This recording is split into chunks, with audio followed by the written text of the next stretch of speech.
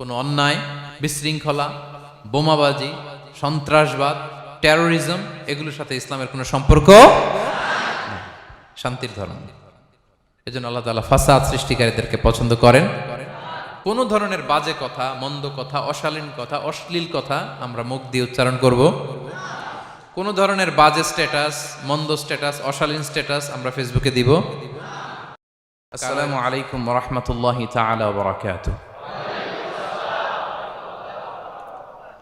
نحمده ونصلي على رسوله الكريم أما بعد فأعوذ بالله من الشيطان الرجيم بسم الله الرحمن الرحيم وقاتلوا في سبيل الله الذين يقاتلونكم ولا تعتدوا إن الله لا يحب المعتدين صدق الله العظيم رب اشرح لي صدري ويسر لي أمري واحلل عقدة من لساني يفقه قولي Bangladeshi Muslim community মালয়েশিয়ার আয়োজনে university science মালয়েশিয়ার এই খুলিয়া দেওয়ান খুলিয়ার এই থিয়েটার হল রুমে আজকে পেনাং কনফারেন্স 2023 যারা আপনারা উপস্থিত হয়েছেন তাদের সবাইকে জানাচ্ছি আন্তরিক শুভেচ্ছা এবং অভিনন্দন। আহলান ওয়া সাহলান ওয়া মারহাবান বিকুম ফি হাযা আল-লিকা আত-তাইয়িব আল-মুবারাক। শুরুতে আমরা আল্লাহ রাব্বুল ইজ্জা ওয়াল জালালের দরবারে শুকরিয়া জ্ঞাপন করছি যে আল্লাহ রাব্বুল ইজ্জা ওয়াল জালাল আমাদেরকে একটি চমৎকার জায়গায়, চমৎকার একটি পরিবেশে কিছু দিনই কথা শুনবার জন্য একত্রিত হওয়ার সুযোগ দিয়েছেন। আমরা সবাই পড়ছি কালিমাতুশ শুকুর আলহামদুলিল্লাহ। আল্লাহ রাব্বুল ইজ্জা ওয়াল জালালের দরবারে শুকরিয়া জ্ঞাপনের পাশাপাশি আমি আজকের এই প্রোগ্রামের অর্গানাইজিং কমিটি যারা আছেন তাদেরকে আমি অন্তরের অন্তঃস্থল থেকে শুকরিয়া জানাতে চাই। বিশেষ করে আজকের এই হল রুম পাইয়ে দেওয়ার ক্ষেত্রে আমাদের এখানে ডক্টর আজিম, রাইট, মাশাআল্লাহ, ডক্টর আজিম এখানে উপস্থিত আছেন। পেনাংয়ের বিভিন্ন পর্যায়ের বাংলাদেশি প্রবাসী ব্যবসায়ী ভাইরা আছেন, তারপর এখানে ভলান্টিয়ার্স ভাইরা আছেন এবং সিকিউরিটির দায়িত্বে একটা পোশাকি বাহিনী এখানে আছেন। আমি প্রত্যেককে অন্তরের অন্তঃস্থল থেকে শুকরিয়া জানাই। এবং এই যে আমরা মাগরিবের আগে বসলাম, আমরা আমাদের নিয়ত খালেস করে নিই যে এই 1 ঘন্টা আমরা আল্লাহর জন্য ব্যয় করব, কিছু শিখবার জন্য, নিজের জীবনকে পরিবর্তন করবার জন্য। তাহলেই আমাদের এত আয়োজন, এই যে সকালে আমরা ফজরের আজানোর 1 ঘন্টা আগে উঠে আমরা রওনা হয়েছি, কুয়ালালামপুর থেকে এসেছি, আপনারা অনেক দূর দূরান্ত থেকে এসেছেন। আমাদের এই আশা বসা এটা কাজে লাগবে। আমরা কামনা করি আল্লাহ তাআলা আমাদের এই আশাকে, এই বসাকে, এই একত্রিত হওয়াকে, এই কোরআনের এই মিলন মেলাকে আমাদের নাজাতের ওয়াসিলা বানাক। আমরা ইউনিভার্সিটি সায়েন্স মালয়েশিয়ার এই হলরুমে যেমনি সবাই একত্রিত হয়েছি, আল্লাহ তাআলা সেই জান্নাতুল ফেরদাউসেও যেন তার মেহমান হয়ে আমরা একত্রিত হতে পারি।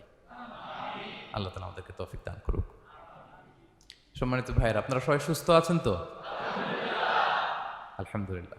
আল্লাহ তাআলা আপনাদের সবাইকে ভালো রাখুন, সুস্থ রাখুন, নিরাপদে রাখুন, তার সন্তুষ্টির পথে অবিচল রাখুন। কালামুল্লাহ মাজিদে আল্লাহ তাআলা জানিয়ে দিয়েছেন 7 শ্রেণীর ব্যক্তিকে তিনি অপছন্দ করেন। কয় শ্রেণীর? আবার বলুন, কয় শ্রেণীর? জি, 7 শ্রেণীর ব্যক্তিকে আল্লাহ তাআলা অপছন্দ করেন। তো মানে আল্লাহ তাআলা তাদেরকে ভালোবাসেন না। আমরা আজকে এই 7 শ্রেণীর ব্যক্তি কারা তাদের ব্যাপারে জানার চেষ্টা করব এবং আমরা সতর্ক হয়ে যাব যে আমরা যেন তাদের অন্তর্ভুক্ত না হই। কি বলেন? কোন 7 শ্রেণীর ব্যক্তি, কোন অভাগা, কোন কপাল পোড়া সেই 7 শ্রেণীর ব্যক্তি যাদেরকে আল্লাহ তাআলা পছন্দ করেন না, ভালোবাসেন না, এই মর্মে তিনি কালামুল্লাহ মাজিদে ঘোষণা দিয়েছেন। এবং আমরা সতর্ক হওয়ার চেষ্টা করব এই বৈশিষ্ট্য যেন কশিনকালেও কভু আমাদের মধ্যে না আসে। তাহলে কালামুল্লাহ মাজিদ আল্লাহ তাআলা যে জানিয়েছেন যে তিনি 7 শ্রেণীর ব্যক্তিকে পছন্দ করেন না, তার মধ্যে প্রথম শ্রেণী হচ্ছে সীমা লঙ্ঘনকারী। আরবিতে বলে আল মুআতাদুন। সীমা লঙ্ঘনকারী ব্যক্তিকে আল্লাহ তাআলা পছন্দ করেন না। লিমিট ক্রস করলে আল্লাহ তাআলা পছন্দ করেন না। লিমিটকে কেউ যদি ওভারস্টেপ করে, ক্রস করে, আল্লাহ তাআলা পছন্দ করেন না। সীমা লঙ্ঘনকে তিনি মোটেও পছন্দ করেন না। এবং মজার ব্যাপার হচ্ছে আল্লাহ কেউ কোনো অন্যায় করলেই সাথে সাথে পাকড়াও করেন না, কেউ ভুল করলেই আযাব দেন না, কেউ নাফরমানি করলেই আযাব পাঠান না।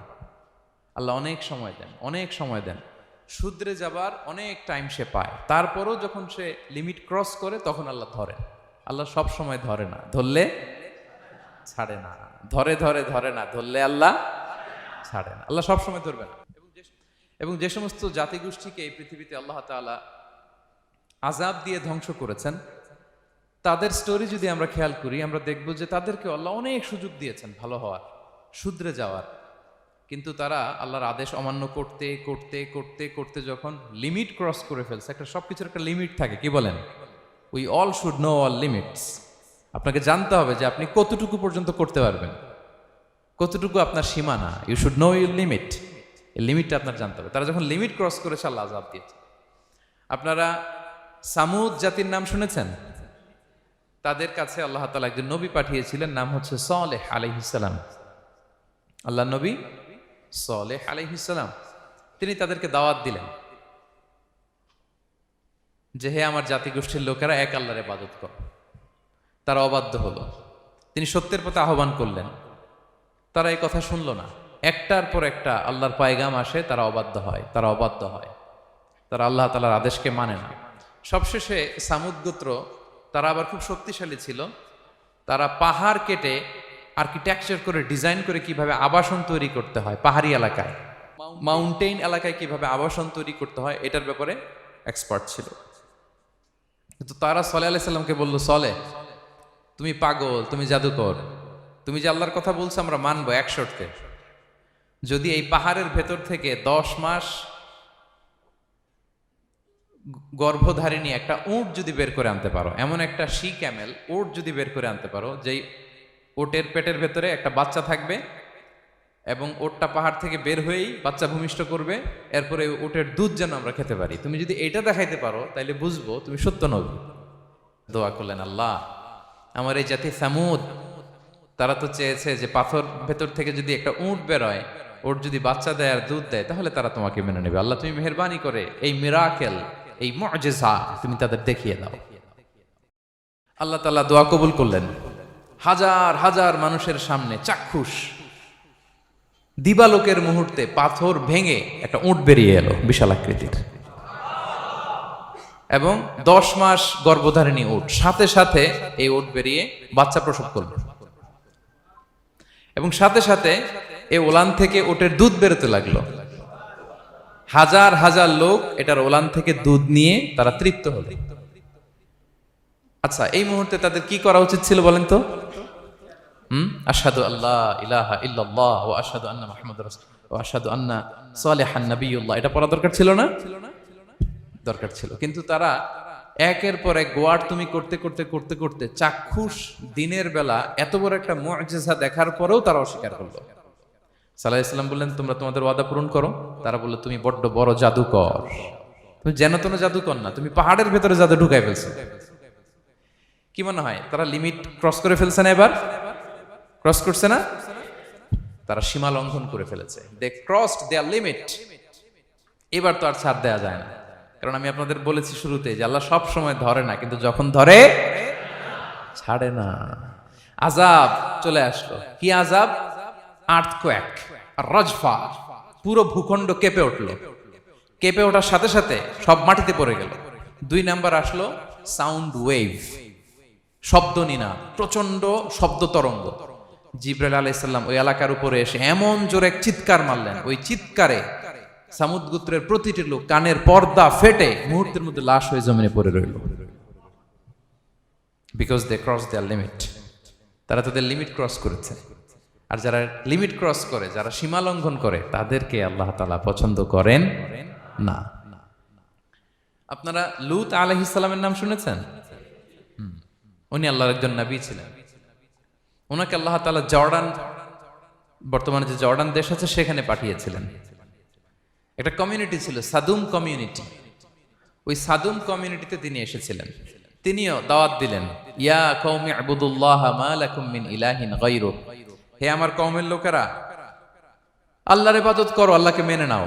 ওরা অস্বীকৃতি জানালো। সত্যের পথে আহ্বান করলেন, অস্বীকৃতি জানালো। ওরা, ওদের পাশ দিয়ে ক্যারাভেন যেত, কাফেলার লোকেরা ডাকাতি করত। ডাকাতির শাস্তির ব্যাপারে তিনি ভয় দেখালেন, তারা নিবৃত্ত হলো না। এমনকি তারা সমলিঙ্গের প্রতি যৌন আকর্ষণ বোধ করতো। নাউযুবিল্লাহ। হোমোসেক্সুয়ালিটি, এখন একটা গ্রুপ আছে দেখবেন যে রংধনু নিয়ে মিষ্টি মিষ্টি কথা শোনায় বিশ্বব্যাপী। তাদের সাইন হচ্ছে রংধনু, রেইনবো। তারা ছেলেতে ছেলেতে বিয়ে, মেয়েতে মেয়েতে বিয়ে, এটাকে প্রমোট করে। নাউযুবিল্লাহি মিন যালিক। আমাদের এই মুসলিম সমাজে যেন এই আবর্জনা প্রবেশ করতে না পারে, আমাদেরকে সচেতন থাকতে হবে, ঠিক কিনা? তো এই সাদুম কমিউনিটির একটা বদ অভ্যাস ছিল, তারা ছেলেতে ছেলেতে বিয়ে করত, পুরুষে পুরুষে। আল্লাহ নবী লূত আলাইহিস সালাম তাদেরকে বুঝালেন যে পৃথিবীতে কেউ এই পাপ কাজ করেনি। প্রাণীদের মধ্য থেকেও একটা পুরুষ প্রাণী একটা পুরুষ প্রাণীর প্রতি আকৃষ্ট হয় না। তোমরা আশরাফুল মাখলুকাত হয়ে কিভাবে এই কাজ করো? তোমরা থামো। তিনি নানা ভাবে হৃদয় নিংড়ানো ভাষা দিয়ে দাওয়াত দিলেন, কিন্তু তারা মানল না। তারা এই পাপ কাজ করতেই লাগলো, করতেই লাগলো, করতেই লাগলো। আল্লাহ তাআলা ফেরেশতা পাঠিয়েছিলেন ওনার কাছে পুরুষের আকৃতিতে। তারা এই আল্লাহর পাঠানো ফেরেশতাদের সাথে এই অপকর্ম করার প্ল্যান করেছিল। তারা মনে করেছিল সাধারণ মানুষ, আসলে এগুলো ছিল কি? আল্লাহর ফেরেশতা। তো আল্লাহর ফেরেশতার সাথে যেহেতু এরকম পাপ কাজের চিন্তা করেছে, তার মানে দে ক্রস দেয়ার লিমিট। কি বলেন? সীমা লঙ্ঘন করে ফেলছে। আযাব, পানিশমেন্ট তাদের জন্য অবধারিত হয়েছে। আল্লাহ তাআলা শাস্তি দিলেন। কি শাস্তি দিলেন? সিম্পল। জিবরাইল আলাইহিস সালাম এসে পুরো শহরটাকে উঠাইয়া উল্টায় ফেলে দিলেন। আল জাযাউ মিন জিনসিল আমাল, যে যেরকম পাপ করে তার শাস্তি এরকম। ওরাও স্বাভাবিক মানুষের যে নেচার, এটার উল্টায় ফেলছে। কি বলেন? পুরুষ আকৃষ্ট হবে, সেক্সুয়াল অ্যাট্রাকশন ফিল করবে নারীর প্রতি, নারী পুরুষের প্রতি। এই যে নেচারকে উল্টাইছে না, আল্লাহকে তোদের শহরটারে উল্টাই দিলাম। জিবরাইল আলাইহিস সালাম এসে পুরো সাদুম শহরটাকে আকাশে উঠিয়ে একটা আছাড় মারলেন, আপসাইড ডাউন। উপরের অংশ চলে গেল নিচে, সব মাটির অতল গহ্বরে। ফাজআলনা আলিয়াহা সাফিলাহা ওয়া আমতারনা আলাইহিম মিন সিজারাতিন মিন সিজিলিম মানদুদ। আল্লাহ বললেন উপরের অংশ নিচে নিয়ে নিলাম, পুরো শহরটারে উল্টে দিলাম, আর পাথর বৃষ্টি বর্ষণ করলাম, সব শেষ। ওই জায়গাটা আজও আছে, ওইটা জর্ডান এবং ইসরায়েলের সীমান্তে। এটাকে এখন বলে মৃত সাগর, আল বাহরুল মাইয়িত আরবিতে, ইংরেজিতে বলে ডেড সি। কি সি? Dead sea. মৃত সাগর কেন? কারণ ওখানে কোনো প্রাণী জন্মায় না। ওই সাগরে কোনো মাছ নাই, কোনো ব্যাঙ নাই, এমনকি কোনো শ্যাওলাও নাই। গজবের জায়গা। লবণের density at least 10 times more than the natural sea. সাধারণ সাগরের পানিতেই তো কত লবণ, আমরা মুখে নিলে রাখতে পারি এত লবণ। ওইটার চেয়ে কমপক্ষে 10 গুণ বেশি লবণাক্ত। গজবের জায়গা, আযাবের জায়গা। এবং আযাব কেন এসেছে? They cross their limit. তারা সীমা লঙ্ঘন করেছে। আর ইন্নাল্লাহা লা ইউহিব্বুল মুতাদিন, আল্লাহ তাআলা সীমা লঙ্ঘনকারীকে পছন্দ করেন না। আরেকজন নবীর কথা বলে এই পয়েন্টটা শেষ করি। মুসা আলাইহিস সালাম, ফেরাউনের হেদায়েতের জন্য আল্লাহ তাআলা মুসা আলাইহিস সালামকে পাঠিয়েছিলেন। তিনি নানাভাবে তার ভাইকে নিয়ে দাওয়াত দিতে লাগলেন, কিন্তু ফেরাউন এই কথা মানে না। ফেরাউন বলে তুমি যে নবী, প্রমাণ কি? মুসা আলাইহিস সালাম বলেন দেখো এই যে আমার হাতে লাঠি। উনি এমন নবী ছিলেন, উনি লাঠি মাটিতে রেখে দিলে ওটা মুহূর্তে সাপ হয়ে যেত। তো মাটিতে তিনি লাঠি রাখলেন, এটা মুহূর্তে সাপ হয়ে গেল, যে এই যে আমি নবী। মানে না, বললেন আরো কিছু দেখা।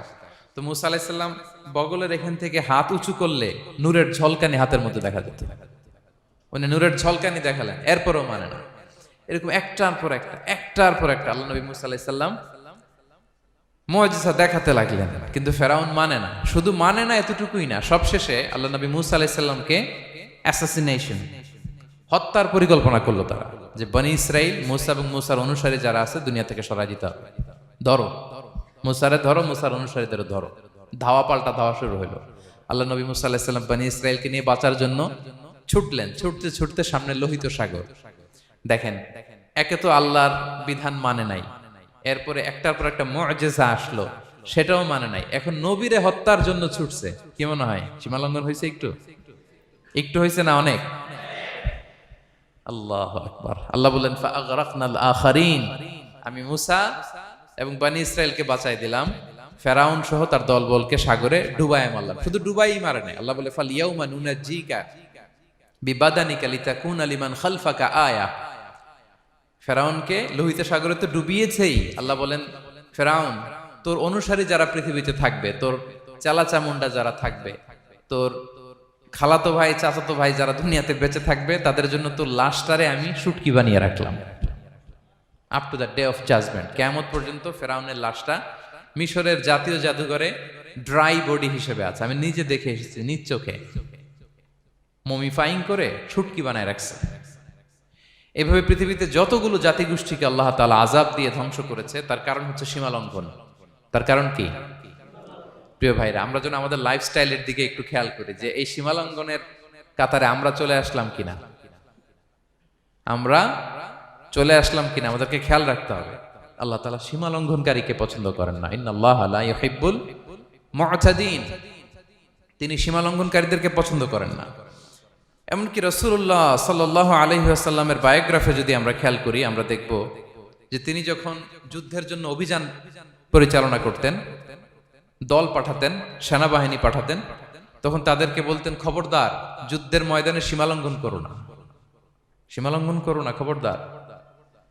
যুদ্ধে যদি কেউ হেরে যায়, বন্দীদের সাথে খারাপ আচরণ করো না। ওরা হেরে গেছে বন্দী, আপনি চাইলে তার কান কেটে দিতে পারবেন, নাক কেটে দিতে পারবেন, আকৃতি বিকৃতি করতে পারবেন না। বিষ্ণু ইসলাম বললেন, খবরদার সীমালঙ্ঘন করো না। যেখানে যুদ্ধে গিয়েছো ওই এলাকার শিশুদেরকে মেরো না, ওই এলাকার নারীদেরকে মেরো না, ওই এলাকার পাদ্রীদের গায়ে হাত তোলো না। সন্ন্যাসীতে যারা ইবাদত করে ওদের তো দোষ নাই, সিভিলিয়ান নাগরিক, তাদের গায়ে হাত তোলো না, খবরদার। গবাদি পশুর গায়ে হাত তুলবে না, এগ্রিকালচারাল প্রোডাক্ট জ্বালিয়ে দিও না। সুবহানাল্লাহি বিহামদি, কি রহমতের নবী ছিলেন। সীমা লঙ্ঘন যেন না করে বিষ্ণু ইসলাম অভিযান প্রেরণের আগে তিনি স্পষ্ট বলে দিতেন, খবরদার কেউ সীমা লঙ্ঘন করবে না। যারা তোমাদের বিরুদ্ধে অস্ত্র তুলেনি তাদের বিরুদ্ধে অস্ত্র তোলা যাবে না, কারণ ইন্নাল্লাহা লা ইউহিব্বুল মু'তাদিন, আল্লাহ তাআলা সীমা লঙ্ঘনকে পছন্দ করেন না। প্রিয় ভাইরা, তাহলে যে 7 শ্রেণীর ব্যক্তিকে আল্লাহ তাআলা পছন্দ করেন না, তার প্রথমটা আমরা জেনে গেলাম, তারা কারা? সীমা লঙ্ঘনকারী। আমি কিন্তু প্রায় এরকম জিজ্ঞেস করব এবং সব শেষে আপনাদেরকে নিয়ে রিভাইজ করব। তাহলে 1 নম্বরে আমরা পেলাম তারা কারা। মেহেরবানি করে সবাই বলবেন একসাথে, তারা কারা? তারা সীমা লঙ্ঘনকারী, তারা তাদের লিমিট ক্রস করে, তাদেরকে আল্লাহ তাআলা পছন্দ করে না। সো আমরা আমাদের লাইফের সাথে একটু মিলিয়ে নেই যে আমরা আমাদের কোন ক্ষেত্রে সীমা লঙ্ঘন করি কিনা একটু খেয়াল করেন। আমার যে দায়িত্ব আছে আমি কি সীমা লঙ্ঘন করি কিনা? আমার স্ত্রী আমার দায়িত্বে, তার সাথে সীমা লঙ্ঘন করি কিনা? আমার ভাতিজা ভাতিজি অনেকের আছে ইয়াতিম, তার বাবা মারা গেছে, তার সব সম্পত্তির দায়ভার আমার উপর দেয়া, আমি ওইখানে তাকে ঠিকঠাক মতো সব দেই কিনা, সীমা লঙ্ঘন করি কিনা? হ্যাঁ, ক্ষমতা পেলে সীমা লঙ্ঘন করি কিনা? কি মনে হয় আমরা ক্ষমতা পেলে সীমা লঙ্ঘন করি কিনা? হ্যাঁ, করে করে হ্যাঁ, মানে যেখানে ডাক্তারের কাছে যাই বলে, ডাক্তার সাহেব আমার এইখানে ফোড়া, সারা দেহের যেই কোনো জায়গায় ধরতে পারেন, এইখানে ধরেন না। তো এইখানে না ধরলে ভালো হবে? ফোড়া যেখানে, ট্রিটমেন্ট তো ওইখানে দিতে হবে, কি বলেন? রোগ যেখানে ওষুধও সীমা লঙ্ঘন। দায়িত্ব পেলে আমরা সীমা লঙ্ঘন করি। এমনকি আমরা যারা ইবাদত করি, অনেকে ইবাদতেও সীমা লঙ্ঘন করি। ইবাদতেও না, ভারসাম্য থাকতে হবে, পরিমিতি বোধ থাকতে হবে।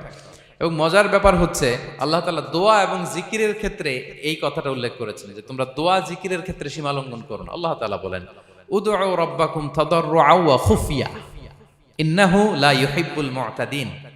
তোমরা আল্লাহকে ডাকো কেমন ভাবে? তাদাররুআ ওয়া খুফিয়া, সবিনয়ে গোপনে, সবিনয়ে ডাকো, চুপিসারে ডাকো, গোপনে গোপনে ডাকো, অল্প আওয়াজে ডাকো। কারণ কি? ইন্নাল্লাহা লা ইউহিব্বুল মু'তাদিন, আল্লাহ সীমা লঙ্ঘনকারীদেরকে পছন্দ করেন না। তাহলে আপনি যদি দোয়া করেন আল্লাহর কাছে, যখন জিকির করবেন বিনীতভাবে, চুপিসারে, সবিনয়ে, বিষ্ণু ঈসা ইসলাম যেভাবে শিখিয়েছেন ওইভাবে জিকির করবেন। নাকি জিকির করতে করতে মানুষের কাঁধে উঠবেন? উঠবেন না? ওঠে ওঠে, হ্যাঁ ওঠে। দেখেন আল্লাহ তাআলা যেইখানে 3 ফোঁটা দেওয়া দরকার 3 ফোঁটা দেয়, যেখানে 1 ফোঁটা ওইখানে 1 ফোঁটা দেয়। আল্লাহ তাআলা ইন্নাহু লা ইউহিব্বুল মু'তাদিন, আল্লাহ সীমা লঙ্ঘনকে পছন্দ করেন না। এই কথাটা ঢুকাইছে কোথায়? দোয়া আর জিকিরের মধ্যে। কারণ আল্লাহ জানে আল্লাহর কিছু বান্দা থাকবে, তারা দোয়া এবং জিকিরের সময় কি করবে? সীমা লঙ্ঘন করবে। মাঝে মাঝে কিছু ভিডিও ক্লিপসে দেখা যায় জিকির করতে করতে আরেকজনের কাঁধের উপরে, যিনি জিকির পরিচালনা করতেছে তার মাথার উপরে। এখন আমি ওয়াজ করতেছি, আপনি যদি লাফাইতে লাফাইতে এসে আমার উপরে পড়েন, হ্যাঁ মাইকের উপরে যদি এসে পড়েন, আমার অবস্থা হবে কি? লাফাতে লাফাতে উপরে উঠে যায়, নিজে ইনজুর্ড হয়, পাশের শ্রোতাকে ইনজুর্ড করে, যিনি আলোচনা পরিচালনা করতেছে তাকে ইনজুর্ড করে। এরকম আছে না নাই? ইন্নাহু লা ইউহিব্বুল মু'তাদিন। আল্লাহ তাআলা সীমা লঙ্ঘনকে পছন্দ করেন না। তাহলে আমাদের প্রত্যেকের উচিত আমাদের লিমিট জানা, আমরা যেন আমাদের কখনো লিমিটকে ক্রস না করি প্রিয় ভাইরা। এটা প্রতিটি ক্ষেত্রে, ইভেন ইবাদতে আমরা যেন সীমা লঙ্ঘন না করি। এই পয়েন্টটা মনে থাকবে আপনাদের? আচ্ছা, তাহলে 2 নম্বরে আমরা চলে যাই। 2 নম্বরে যে শ্রেণীকে আল্লাহ তাআলা পছন্দ করেন না তারা হচ্ছে জালিম বা অত্যাচারী। জালিম বা অত্যাচারী, যারা জুলুম করে তাদেরকে আল্লাহ তাআলা পছন্দ করেন না। আল্লাহ তাআলা বলছেন, ফাআম্মাল্লাযীনা কাফারু ফাউআযিবুহুম আযাবান শাদীদান ফিদ দুনিয়া ওয়াল আখিরা ওয়া মা লাহুম মিন নাসিরিন। যারা দুনিয়াতে কুফরি করবে কঠিন শাস্তি দুনিয়াতেও আখিরাতেও। ওয়া আম্মাল্লাযীনা আমানু ওয়া আমিলুস সলিহাতি ফায়ুওয়াফিহিম উজুরাহুম। আর যারা ঈমান আনবে সৎকর্ম করবে তাদের প্রতিদান আমি আল্লাহ বুঝিয়ে দেব। ওয়াল্লাহু লা ইউহিব্বুয যালিমিন। তবে জেনে রেখো আল্লাহ তাআলা জালিমিনদেরকে পছন্দ করেন। তাহলে 2 নম্বরে পাওয়া গেল কাদেরকে পছন্দ করে না? আপনি যদি কারো প্রতি জুলুম করেন তাহলে আপনি জালেম, সে হচ্ছে মাজলুম। সে কি? মাজলুম। মজলুম আপনার ক্ষমা না করলে আল্লাহ তাআলা আপনার ক্ষমা করবে না। মজলুম যদি ক্ষমা না করে আল্লাহ তাআলা কঠিন কালো আপনাকে ক্ষমা করবে না। এজন্য জুলুম যেন আমরা কখনো না করি প্রিয় ভাইরা। জুলুম শুধু আল্লাহ তাআলা আমাদের উপরই হারাম করেনি, আল্লাহ নিজের উপর হারাম করছে। জুলুম শুধু আমাদের জন্যই হারাম না, আল্লাহর জন্য হারাম। আল্লাহ তাআলা বলেন হাদিসে কুদসিতে, ইয়া ইবাদি, হে আমার বান্দারা, ইন্নী হারামতু যুলমা আলা নাফসি, আমি জুলুমকে আমি আল্লাহ নিজের উপরে হারাম করেছি। ওয়া জাআলতুহু বাইনাকুম মুহাররামা, এবং এই জুলুমকে তোমাদের উপর হারাম করেছি। ফালা তাযালামু, তোমরা একে অপরের উপর জুলুম করো না। জুলুম শুধু আমাদের উপরই হারাম না, আল্লাহ নিজের উপরও হারাম করেছেন। তাহলে জুলুমের সাথে কি মুমিনের কোনো সম্পর্ক থাকতে পারে? পারে না। এবং আল্লাহ তাআলা কখনো কোনো বান্দার উপর জুলুম করেন না। ওয়া আন্নাল্লাহা লাইসা বিযাল্লামিন লিল আবিদ, তিনি তার বান্দার উপর জুলুম করেন না। কোনোভাবেই যেন জুলুম না হয়ে যায়, এজন্য আল্লাহ তাআলা কিয়ামতের দিন মাওয়াজিনাল কিসত, ন্যায়ের মানদণ্ড তিনি প্রতিষ্ঠা করবেন, যাতে একটু ভুল না হয়ে যায়, জুলুম না হয়ে যায়। আমরা মাঝে মাঝে যে দোকান থেকে বস্তায় বস্তায় চাল নিয়ে আসি না, চাল দেখা যাবে যে 1 মণ চাল হয়তো সামান্য একটু কমও হইতে পারে, সামান্য একটু বেশিও হইতে পারে। এরকম হয় না? দেখবেন যে দিছে 10 কেজি, বাসায় এসে দেখবেন যে 10 কেজির চেয়ে একটু বেশি, একটু সামান্য বেশি কয়েক গ্রাম, অথবা 10 কেজির চেয়ে সামান্য কয়েক গ্রাম কম। এরকম হয়ে যায় না? মানুষ তো আমরা, কি বলেন? কিন্তু আল্লাহর নিক্তি পাল্লায়, মিজানের পাল্লায় এরকম হবে নাকি? হবে? হবে? আল্লাহ বলে না, মাওয়াজিনাল কিসত, ন্যায়ের মানদণ্ড সেটা। ফামাইয়া আমাল মিসকালা যাররাতিন খায়রান ইয়ারা, যাররা পরিমাণ ভালো করেছো তো সেটাও ওজন দেয়া যায় ওই পাল্লায়। সুবহানাল্লাহ পড়বেন না? ওমাইয়া আমাল মিসকালা যাররাতিন শাররান ইয়ারা, অনুপরিমাণ খারাপ করেছো সেটাও ওজন দেয়া যায়। কারণ ওয়া আন্নাল্লাহা লাইসা বিযাল্লামিন লিল আবিদ, তিনি বান্দার উপর জুলুম করেন না। তিনি এমন পাল্লা দিয়েছে যাতে জুলুম না হয়। আমাদেরটাই ভুল হয়ে যেতে পারে, ওনারটাতে ভুল হলে চলবে না, কেউ জিতে যাবে, ঠকে যাবে। কি বলেন? জাররা কাকে বলে? জাররা, জাররা মানে এত ছোট জিনিস, এত ক্ষুদ্র জিনিস যেটা খালি চোখে দেখা যায় না। বাংলাদেশের উদাহরণ দিলে বুঝতে পারবেন ভালো। বাংলাদেশের শীতের সিজনের কথা মনে আছে আপনাদের? না মালয়েশিয়া এসে সব খাই ফেলাইছেন? হ্যাঁ, মালয়েশিয়া তো সারা বছর গরম, সারা বছর বৃষ্টি, শীত হয় না। তো বাংলাদেশের শীতের সিজনে টিনের ঘর যাদের থাকে, মনে আছে কিনা জানি না আপনাদের, ওই টিনের চালে যদি ছিদ্র থাকে, শীতের দিন টিনের চালে যদি ছিদ্র থাকে, তাহলে মাঝে মাঝে দেখবেন ওই চিকন ছিদ্রটা দিয়ে সূর্যের একটা আলো ঘরের ভিতরে ঢুকে। মনে পড়ে? টিনের চালের ছিদ্র, চিকন এই ছিদ্রটা দিয়ে সূর্যের একটা চিকন রশ্মি নিচে পড়ে। তো ওইটার কাছে গেলে দেখা যায় ওই আলোটার মধ্যে পাতলা কি কি যেন ধুলাবালি উঠতেছে। এটা আবার অন্য জায়গায় দেখা যায়, এমনি দেখা যায় না, কিন্তু ওইটার কাছে গেলে দেখা যায় এই আলোটা যেই বরাবর আসছে, এইখানে কিছু ক্ষুদ্র ছোট ধূলিকণা, ডাস্ট ঘুরে বেড়ায়। আল্লাহ বলে এইটার নাম হচ্ছে যাররা। ফামাইয়া আমাল মিসকালা যাররাতিন খায়রান ইয়ারা, এই ডাস্ট উড়ে বেড়ানো ছোট্ট ধূলিকণা যেটা খালি চোখে দেখা যায় না, এতটুকু ভালো যদি করো সেটাও সেই মিজানের পাল্লায় ওজন দেয়া যায়। এতটুকু খারাপও যদি করো সেটাও সেই মিজানের পাল্লায় ওজন দেয়া যায়। আল্লাহু আকবার। তিনি তার বান্দার উপর জুলুম করেন না। জুলুম তিনি নিজের উপর হারাম করেছেন, আমাদের জন্য কি করেছেন? হারাম করেছেন। এবং বিষ্ণু ইসা ইসলাম আরো ভয়ঙ্কর কথা বলেছেন। তিনি বলেছেন, মান যালামা কিদা শিবরিন মিনাল আরদি তুবিকাহু মিন সাবঈ আরাদিন। কেউ যদি জুলুম করে তার ভাইয়ের 1 বিঘত পরিমাণ জমিন খায়। 1 বিঘত চিনেন তো? এই যে আমার এই আঙ্গুল থেকে এই আঙ্গুলটা, এটা টান টান করলে যতটুকু জায়গা, এটার বলে 1 বিঘত। শিবের আরবিতে বলে শিবের। হ্যাঁ, মান যালামা কিদা শিবর। বিষ্ণু বলেন এই 1 শিবর, 1 বিঘত জমি যদি কেউ অন্যায়ভাবে জুলুম করে তার ভাইয়ের কাছ থেকে খায়, কিয়ামতের দিন তুবিকা আলাইহি সাবউ আরাদিন, এই 7 জমিনকে আল্লাহ তাআলা তার ঘাড়ে চাপাবে। খা এবার, খা। অন্যের জমি খাওয়ার এত শখ ছিল, এবার 7 জমিন ঘাড়ে কর। কিয়ামতের ময়দানে আপনার দেহটারে বিশাল আকৃতির করা হবে, এই 7 জমিনকে আপনার কাঁধে তুলে দেওয়া হবে। এজন্য আমরা অন্যের রাইটস, অধিকার যেন নষ্ট না করি, কারো উপর যেন জুলুম না করি, কোনোভাবেই না। আমরা নানাভাবে এই জুলুমটা করি। আমরা প্রায় দাদার সম্পত্তি থেকে ফুফুদেরকে বঞ্চিত করি, বাবার সম্পদ থেকে বোনদেরকে বঞ্চিত করি। হ্যাঁ, নিজের ভাই আরেক ভাইকে, আপন ভাই ভাইকে বঞ্চিত করে, জুলুম করে। এরকম দৃশ্যপট আমাদের সমাজে আছে না নাই বলেন তো? কিয়ামতের দিন আল্লাহর সুপ্রিম কোর্টের কাঠগড়ায় হিসেব দিতে হবে। আর এই জালিমদেরকে আল্লাহ তাআলা পছন্দ করেন না। এবং সবচেয়ে ভয়ঙ্কর ব্যাপার হচ্ছে, আপনি যখন কারোর উপর জুলুম করেন, ওই মাজলুম আর আল্লাহর মাঝখানে কোনো ফারাক থাকে না। আল্লাহ ওই ফারাকের পর্দা উঠায় নাই। বিষ্ণুই বলেন, ইত্তাকি দাওয়াতাল মাজলুম, তোমরা মজলুমের বদদোয়াকে ভয় করো, খবরদার। কারণ ফাইন্না লাইসা বাইনাহা ওয়া বাইনাল্লাহি হিজাব, তার আর আল্লাহর মাঝে কোনো পর্দা থাকে না। দোয়া করলেই ওটা আরশে যেয়ে কবুল হয়ে যায়। আল্লাহ তাআলার চারিপাশে অনেক পর্দা আছে। কেউ কেউ বলে 70,000 নূরের পর্দা। এই 70,000টা সহিহ হাদিস দ্বারা সাব্যস্ত না, কিন্তু অসংখ্য অগণিত পর্দা, এবং পর্দাও এটা নূরের পর্দা। আচ্ছা বলেন তো, জানলা দিয়ে বাইরের আলো ঠেকাতে আমরা দেয়ালে জানালায় কি লাগাই? পর্দা লাগাই। পর্দাটা কিসের তৈরি? মোটা কাপড়ের, যাতে করে ওই আলো না আসে। কিন্তু আল্লাহর চারদিকে যে পর্দা, ওই পর্দাটা কিসের? নূরের, আলো। ওনার পর্দাই আলো দিয়ে তৈরি। সুবহানাল্লাহ বললেন না? বিষ্ণু বলেন, ইত্তাকি দাওয়াতাল মাজলুম, মজলুমের বদদোয়াকে ভয় করো। ফাইন্না লাইসা বাইনাহা ওয়া বাইনাল্লাহি হিজাব, কেউ যখন মজলুম হয়ে কেঁদে বদদোয়া করে, তার আর আল্লাহর মাঝে ওই পর্দা থাকে না। বদদোয়া করছে, ডাইরেক্ট কবুল। খবরদার আমার পেনাঙ্গের ভাইয়েরা, আমরা যেন জালিম না হই।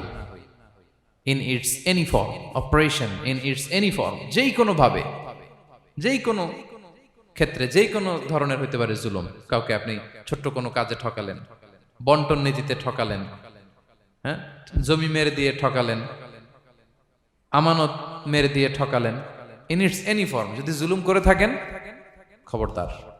মজলুমের কান্না কখনো বৃথা যায় না। মজলুমের কান্না কখনো বৃথা যায় না। জীবনের কোনো না কোনো সময়ে এর প্রায়শ্চিত্ত আপনাকে করতে হবে। জীবনের কোনো না কোনো সময়ে এর প্রায়শ্চিত্ত করে আপনাকে মরতে হবে। তাহলে কোন বিশ্বাসী কি জালিম হতে পারে? কারণ ইন্নাল্লাহা লা ইউহিব্বুল যালিমিন, আল্লাহ তাআলা জালিমদেরকে পছন্দ করেন না। তাহলে জুলুমের সাথে আমাদের কোনো সম্পর্ক আছে? হ্যাঁ, কোনো সম্পর্ক আছে। তাহলে 2 শ্রেণীর ব্যক্তির কথা আমরা জানলাম যাদেরকে আল্লাহ পছন্দ করেন না। 1 নাম্বার, প্রথমটা কে ছিল? সীমা লঙ্ঘনকারী, লিমিট যে ক্রস করে, ইন্নাল্লাহা লা ইউহিব্বুল মুআতাদিন। 2 নাম্বারে কি জানলাম? হ্যাঁ, জালিম, অত্যাচারী, অপ্রেসর। অপ্রেসরকে আল্লাহ তাআলা পছন্দ করেন না। তাহলে এই দুইটারে আমরা নো বলে দিলাম আজকের কনফারেন্স রুমে। আওয়াজ করে বলেন তো সবাই, নো। এই লিমিট ক্রস আর জুলুম, নো, চলে গেছে, খালাস। এবার 3 নাম্বারে দেখি আল্লাহ কাদেরকে পছন্দ করেন না। 3 নাম্বারে আল্লাহ তাআলা অহংকারী, দাম্ভিক লোককে পছন্দ করেন না। অহংকারী, আমাদের তো অহংকার টহংকার নাই না? আছে?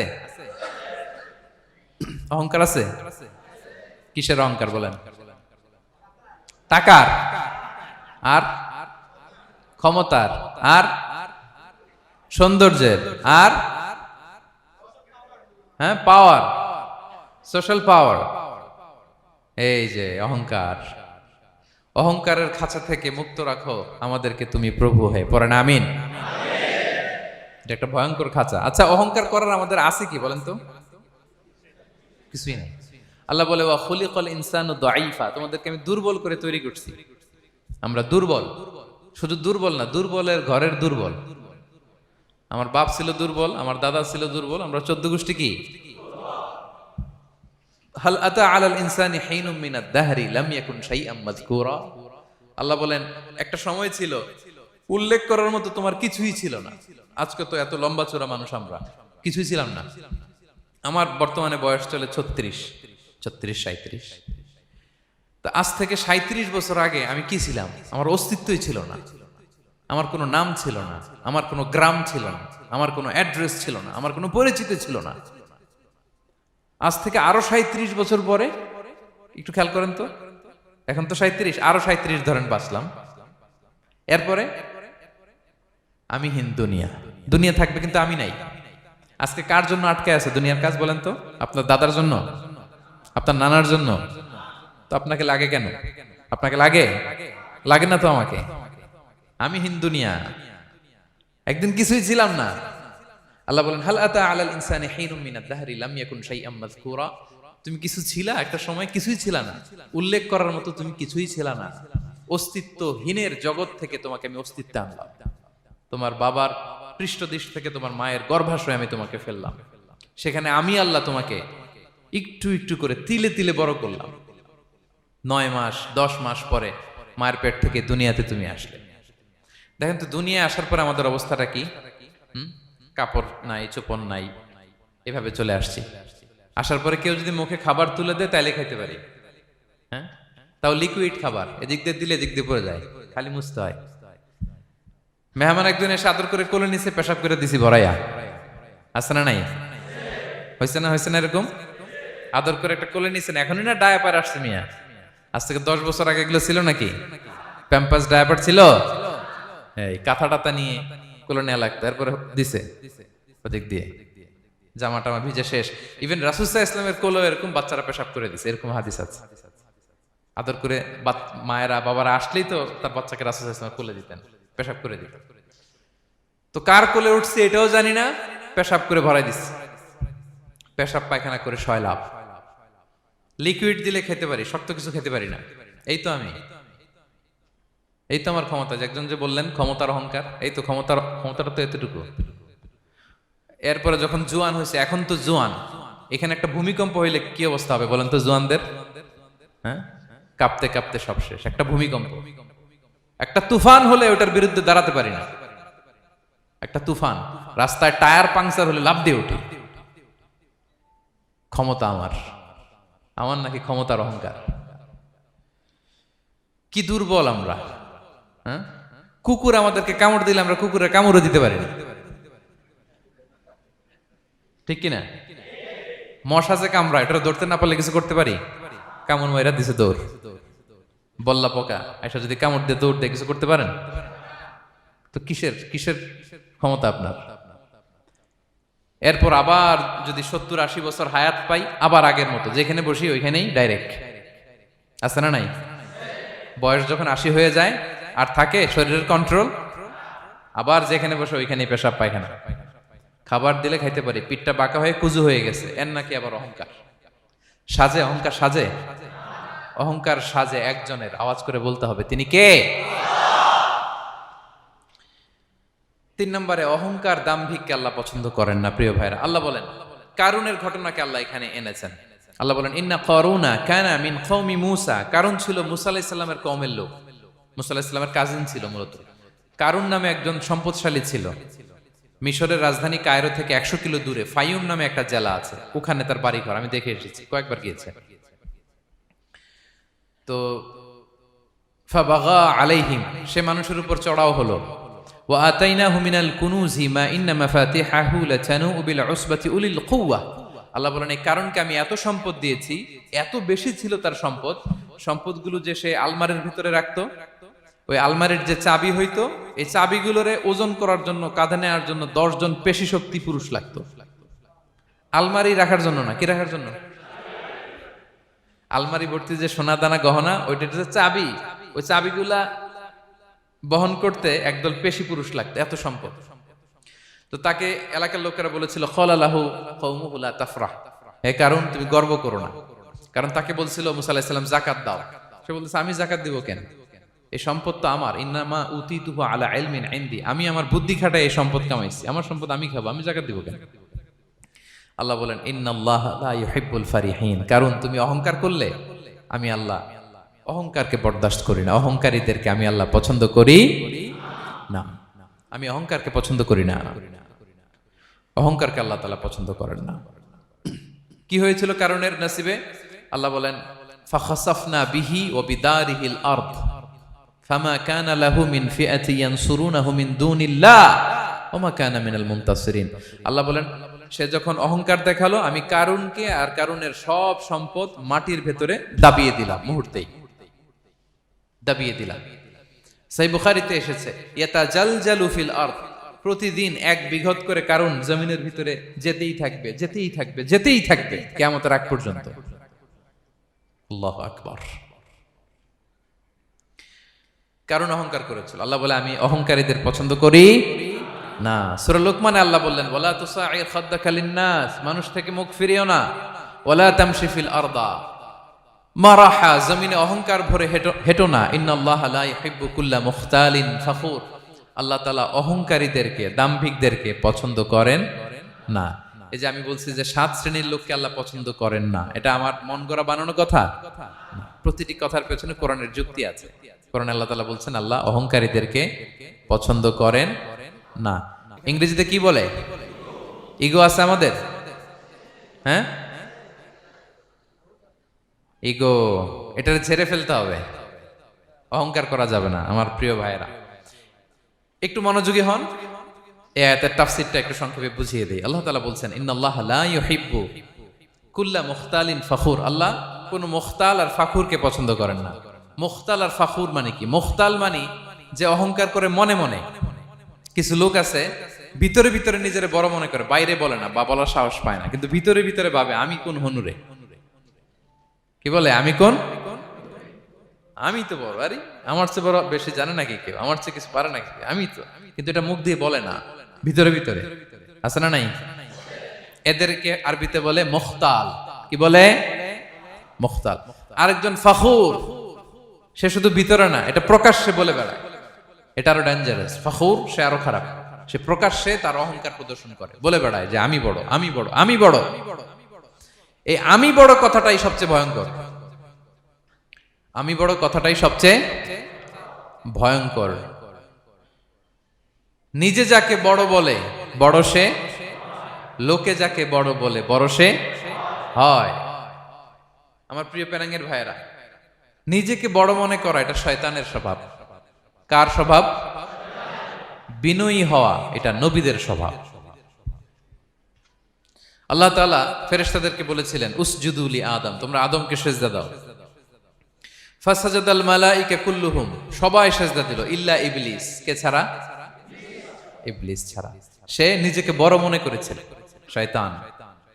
কিভাবে? সে লজিক খাটাইলো আল্লাহর সাথে। সে লজিক দিয়ে আল্লাহর বলে আল্লাহ ক্বালা আনা খায়রুম মিনহু, আল্লাহ আমি কেন সিজদা দেব, আমি তো আদমের চেয়ে শ্রেষ্ঠ, আমি বড়। আল্লাহ বলতেছে তুমি বড়, কেমনে বড়?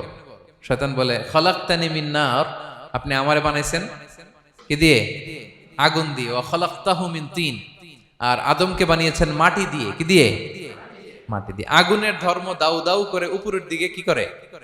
ওঠে, আর মাটি ঢিলা রেখে দিলে নিচে পড়ে যায়। তো সে যুক্তি দিয়ে বলতেছে আল্লাহ ঊর্ধ্বগামী কোন জিনিস তো নিম্নগামী কোন জিনিসের কাছে মাথা নোয়াতে পারে? যুক্তি, মনে রাখবেন যুক্তি সব জায়গায় খাটে। আপনার অফিসের যে বস, মালয়েশিয়ান ভাষায় বসরে কি বলেন আপনারা? ওকে, তোকে। এই আপনার তোকের সামনে যে আপনি লজিক খাটাইলে হবে? বস যেটা বলে ওইটাই ফাইনাল। তো আল্লাহ তাআলা আদেশ করেছিলেন সেজদা করার, সে সেজদা করলেই ভালো করতো, কিন্তু সে যুক্তি দিল আল্লাহ আমি শ্রেষ্ঠ, তাকে বানাইছেন মাটি দিয়ে, আমারে বানাইছেন আগুন দিয়ে, আমি কেন মাথা নত করি, আমি বড়। আমি বড় বলার সাথে সাথে দৃশ্যপট পাল্টায় গেল। আল্লাহ বলে বের হ, ফাখরুজ, বের হ, তুমি অভিশপ্ত, তুমি লানত প্রাপ্ত, তোমার স্থান হবে জাহান্নাম। তুমি নিজেকে বড় মনে করেছ, তাইলে বড় মনে করা এটা শয়তানের স্বভাব। কার স্বভাব? তা আমরা নিজেকে বড় মনে করব কখনো? আরো জোরে বলেন, করব? বিষ্ণু ঈসা ইসলাম নিজে নিজে ছোট থাকতে চাইতেন। তিনি দোয়ায় বলতেন, আল্লাহুম্মা জাআলনি ফি আইনি সাগীরা ওয়া ফি আ'য়ুনিন নাসি কাবীরা। আল্লাহ, আমার চোখে আপনি আমারে ছোট বানান, আল্লাহ মানুষের চোখে আপনি আমারে বড় বানান। বিশ্বনবী নিজের চোখে নিজে ছোট থাকতেন, কিন্তু গোটা বিশ্বের মানুষের চোখে বড় হয়েছেন না? কত বড়? রাফা'না লাকা যিকরাক। আল্লাহ বলে, আমি যেখানে অতটুক পর্যন্ত উঠাইছি আপনারে। কোন নবীর নিচে উপরে? কথা বলেন, কোন নবীকে শেষ পর্যন্ত উঠাইছে? সুবহানাল্লাহ। নবী হে, আমি যদ্দূর আপনার উঠাইছে অদ্দূর, ওই পর্যন্ত নিয়ে গেছে সাক্ষাতের জন্য। সুবহানাল্লাহ। প্রত্যেক নামাজে বিশ্বনবীর উপর দুরূদ আছে না নাই? কিয়ামত পর্যন্ত বিশ্বনবীর প্রতি ভালোবাসা আমাদের পক্ষ থেকে আছে না নাই? আছে। আল্লাহ তাআলা ওনাকে বড় করেছেন। এজন্য নিজের চোখে আমরা নিজে ছোট থাকবো। আপনি যদি বড় হন, এটা মানুষ বলবে। কে বলবে? নাকি আপনিই বলবেন? বলা যাবে না। এবং বিষ্ণু ঈসা ইসলাম কিছু টেকনিক আমাদের শিখিয়েছেন, কিছু টেকনিক আমাদের জানিয়েছেন। এই কাজ করলে তোমরা অহংকার থেকে মুক্ত থাকতে পারবে। এর মধ্যে একটা হচ্ছে আগে আগে সালাম দেওয়া। তিনি বলেন, আল বাদিউ বিসসালামি বারিউম মিনাল কিবর, যে আগে আগে সালাম দেয় তার হৃদয় থেকে আল্লাহ অহংকার তুলে নেয়। আগে সালাম দিয়ে পারবেন? ফোন করলেই আগে কি বলবেন? বাসায় ঢুকেই আগে কি বলবেন? স্ত্রীকে আগে সালাম দিবেন, বন্ধুকে আগে সালাম দিবেন, বাসার কাজের লোকটাকে আগে সালাম দিবেন, আপনার ড্রাইভারকে আগে সালাম দিবেন, বাসার দারোয়ানটারে আগে সালাম দিবেন। ফকির একটা আসলে আপনি সালাম দিয়ে ফেলবেন। পারবেন? হৃদয় থেকে অহংকার ফেলে দিবে কে? আগে আগে আমরা সালাম দিব। এবং তার চেয়ে ভয়ঙ্কর কথা হচ্ছে, বিষ্ণু ইসলাম বলেন যে লা ইয়াদখুলুল জান্নাতা মান কানা ফি কলবিহি মিসকালু হাববাতি খারদাল মিন কিবর, যার হৃদয়ে সরিষার দানা পরিমাণ অহংকার থাকে, ওই ব্যক্তি কশিনকালেও আল্লাহর জান্নাতে প্রবেশ করার সুযোগ পাবে না। কশিনকালেও পাবে না। এর কারণ অহংকার আল্লাহর চাদর। অহংকার কার চাদর? আল কিবরিয়া উরিদাই ওয়াল আযামাতু ইজারি। আল্লাহ বলে, অহংকার আমার চাদর, বড়ত্ব আমার লুঙ্গি। যে এগুলো ধরে টান দেয় তারে আমি জাহান্নামে নিক্ষেপ করব। ফালা উবালি, ফালা উবালি, আই ডোন্ট কেয়ার। আমি ওদিকে কেয়ার করি না, আমি তারে জাহান্নামে ফেলব। সো অহংকার আমাদের সাজে না। আমি শুরুতেই তো বললাম, আমাদের লাইফ সার্কেলটা একটু দেখাইলাম না, যে ছিলাম কই, অস্তিত্বহীন থেকে দয়া করে মায়া করে তিনি আমাকে অস্তিত্বে এনেছেন। কত ছোট্ট, কত ক্ষুদ্র, কত নগণ্য, কত দুর্বল ছিলাম আমরা। আবার যৌবনের একটা পিরিয়ড কাটিয়ে, যৌবনের সময় তো কতটা দুর্বলতা বললাম, আবার সে দুর্বল, মানে দুর্বল থেকে দুর্বল। এই হচ্ছে আমাদের লাইফ স্টোরি, লাইফ হিস্ট্রি। তাহলে অহংকার আমাদের সাজে। অহংকার তার সাজে যার কোনো ক্ষয় নাই, যার কোনো লয় নাই, যার কোনো অভাব নাই। হ্যাঁ, গোটা বিশ্ব তার মুখাপেক্ষী, তিনি কারো মুখাপেক্ষী না। ঠিক কিনা? গোটা বিশ্ব তার কাছে ঠেকা, তিনি কারো কাছে ঠেকা না। ঠিক কিনা? গোটা বিশ্ব তাদের সার্ভাইভালের জন্য তার প্রতি মুখ থুবড়ে পড়ে থাকে, তিনি কারোর জন্য বসে থাকা লাগে। অহংকার সাজে তার। আর এই আল্লাহর অহংকারের চাদর ধরে যে টান দেয়, আল্লাহ বলে, ওরা আমি জাহান্নামে ফেলবো, আর তাদেরকে আমি পছন্দ করি না। আল্লাহ তাআলা অহংকারীদেরকে পছন্দ করেন না। তাহলে অহংকারকে আমরা না বলে দিব, নো বলবো। নো, আওয়াজ করে বলেন নো। শুধু মুখে মুখে নো নাকি অন্তর থেকে? এই তো আজকের দিওয়ান কুলিয়ার বাইরে ফেলে দিছি আমরা অহংকার। কি বলেন পেনাঙ্গের ভাইরা? আর অহংকার করব? আপনি বিনয়ী হন। মান তাওয়াদা তারাফা। বিষ্ণু বলেন, যে নিচু হয় আল্লাহ ওর টাইনা উঁচু করে। আপনি বিনয়ী হবেন, আল্লাহ আপনার উঁচু করবে। আর আপনি উঠতে চাবেন, এক থাপ্পড় মেরে জমিনে আল্লাহ মিশাই দিবে। এজন্য বড়ত্ব, দাম্ভিকতা এটা আল্লাহর পোশাক। আমরা যেন তার পোশাক ধরে টান না দেই। এই পয়েন্টটা কি সবার কাছে ক্লিয়ার? আচ্ছা, কয়টা গেল? এক নম্বরে কি ছিল? হ্যাঁ, সীমা লঙ্ঘনকারীকে আল্লাহ তাআলা পছন্দ করেন না। দুই নাম্বার, এই তো মনে রাখছেন, মাশাআল্লাহ, অনেক এনার্জেটিক অডিয়েন্স, খেয়াল রাখছে। আর শুরুতে বলছিলাম তো, মনে রেখে দিছে এজন্য, যে ধরবে তো মাঝখানে। আচ্ছা, জালিমকে আল্লাহ পছন্দ করেন না। এইমাত্র যেটা বললাম, 3 নাম্বার, অহংকারী ব্যক্তিকে আল্লাহ পছন্দ করেন না। 4 নাম্বার হচ্ছে অপচয়কারী বা অপব্যয়কারী। অপচয়কারী বা অপব্যয়কারী, এই শ্রেণীর ব্যক্তিকে আল্লাহ তাআলা পছন্দ করেন। আল্লাহ বলেন, কুলু ওয়াশরাবু ওয়ালা তুসরিফু, তোমরা খাও পান করো, কিন্তু ওয়ালা তুসরিফু, তোমরা অপব্যয় করো না। ইন্নাহু লা ইউহিব্বুল মুসরিফিন, আল্লাহ তাআলা অপব্যয়কারীকে পছন্দ করেন না। অপচয়, প্রয়োজন নাই তারপরও খরচ, অপ্রয়োজনীয় খরচ, এটা আল্লাহ পছন্দ করেন না। ইভেন কি দানের ক্ষেত্রেও, আপনি যে দান করবেন, এখানেও ভারসাম্যপূর্ণ দানের কথা বলা হয়েছে। আল্লাহ বলছেন, ওয়াল্লাযীনা ইযা আনফাকু লাম ইউসরিফু ওয়া লাম ইয়াকতুরু ওয়া কানা বাইনা যালিকা কাওয়ামা, যারা দান করে, দানের ক্ষেত্রে কৃপণতাও করে না, আবার সব দিয়ে দেন। যেমন আপনার ছেলের স্কুলের বেতন দিতে হবে, ফ্যামিলির খরচ আছে, এটা আছে সেটা আছে, কিন্তু আপনি বেতনে সব দিয়ে দিলেন একজনকে, তো আপনি চলবেন কেমনে? দেয়া যাবে না, ভারসাম্যপূর্ণ হয় নাই, ভারসাম্যপূর্ণ হইতে হবে। তাহলে অপচয়টা আল্লাহ তাআলা পছন্দ করেন না। এবং বিষ্ণু সাল্লাল্লাহু আলাইহি ওয়াসাল্লাম বলেছেন, কুলু ওয়াশরাবু, খাও পান করো, ওয়া তাসাদদাকু, দান করো, ওয়ালবাসু, যা মনে চায় পরিধান করো।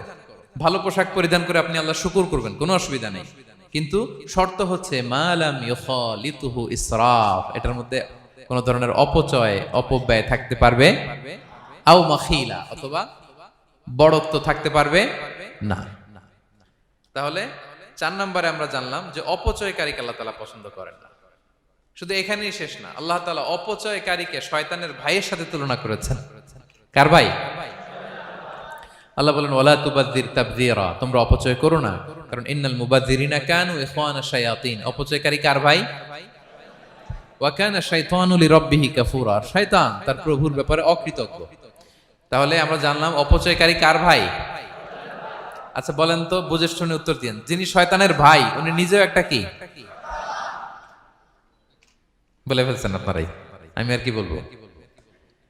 যারা আল্লাহ শয়তানের ভাই বানাইছে, ও নিজেও একটা কি?